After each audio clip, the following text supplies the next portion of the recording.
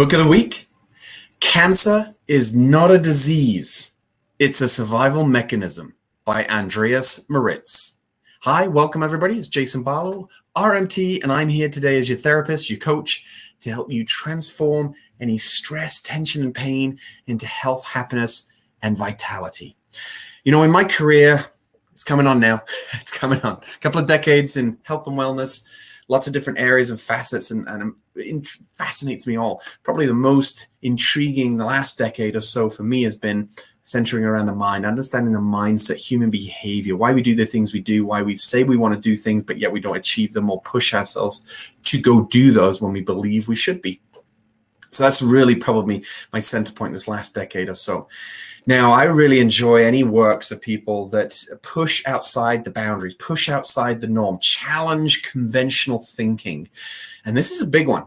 You think about what we have going on in our world by way of cancer therapies, by way of cancer prevention and organizations and charitable events and so on and so forth. Cancer is a huge business in one respect. Now, I'm not going to go down that pathway. That's not where I'm going with this. What I want you to take on board, though, today is this book of the week. Cancer is not a disease. It's a survival mechanism. It ties in with another great book that I'd shared many weeks ago, which is You're Not Sick, You're Thirsty, about the whole context of water in your diet and how most people are not drinking enough water and how it shows itself. Now, how it shows itself is very fingerprint specific for each of us. Why? Because we are fingerprint specific. We're fingerprint specific from the karma that we're experiencing to the body that we have, to our physiology, our biology, the reactions to foods and chemicals, and our emotional health and how we rest and sleep and recover, the home environment. I mean, there's so many layers to that, which is where a lot of people get frustrated because they feel like they're covering all bases, but there's actually some integral bases that they've not decided to they either don't know, because you don't know what you don't know, or they're not prepared to go down that pathway. And that's, for me, where a lot of people struggle, for example, is the mind aspect. Like, I'm too busy minded. I can't. I'm fixed. This fixed line of thinking, right? And instead of it being open and changeable. Right? If you think back to when you were a young child, were you as stubborn? Were you as critical? Were you as, stoic, so to speak, in your opinions and your ways of doing things? Likely not. Maybe a certain age, maybe that came a little earlier for you than others. But the bottom line is, the mind is like a parachute.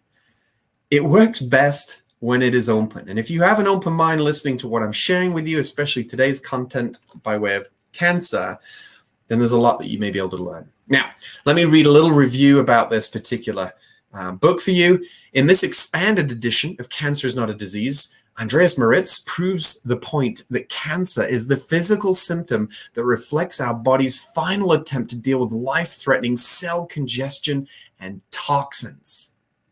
Boom. I remember Dr. John Demartini years ago talking about cancer and how it's actually been found, cells of cancer found in fetuses, in babies. We all have the potential for cancer. I believe we are all carrying cancer cells around us all the time. They either just don't show up on scans, they're not producing symptoms, so they don't even come up on our radar, so to speak. But I believe we all have them. We all have all sorts of viruses. We have no idea what's in our bodies right now.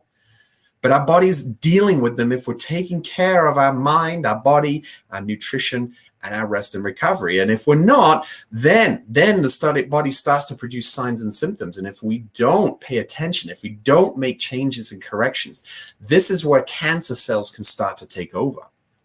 Cell congestion and toxins. So Andreas claims that removing the underlying causes that force the body to produce cancerous cells that's a word that I've never seen before.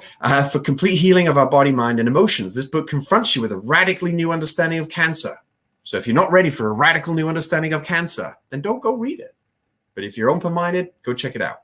One that revolutionizes the current cancer model. On average, today's conventional treatments of killing, cutting out, or burning cancerous cells offer most patients a remission rate of about a mere 7%. And the majority of these survivors are cured for no more than just 5 years. Prominent cancer researchers have suggested that individuals may, in fact, fare better undergoing no conventional treatment. Any published success figures in cancer survival statistics are offset by equal or better outcomes among those receiving no treatment at all. More people are killed by cancer treatments than are saved by them. Ooh. Cancer is not a disease shows you why traditional cancer treatments and even cancer diagnoses are often fatal, what actually causes cancer, and how you can remove the obstacles that prevent the body from healing itself. Cancer is not an attempt on your life. On the contrary, this terrible disease is the body's final desperate effort to save your life.